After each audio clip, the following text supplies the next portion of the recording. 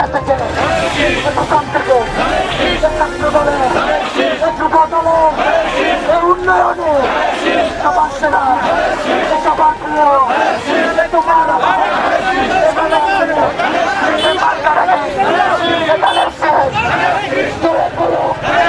আওয়াজ দিল অফিসরে সোনারি পাড়া উদয় কাঠি দুই ভাইয়ে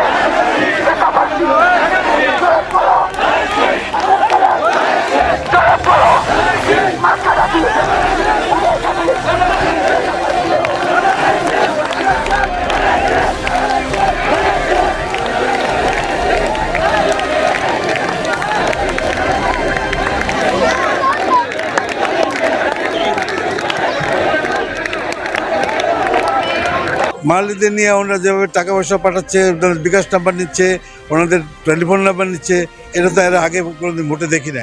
তবে আমরা কারো টেলিফোন নাম্বারও নিচ্ছি না, কারো বিকাশ নাম্বারও নিচ্ছি না, ওনারা এটা নিচ্ছে।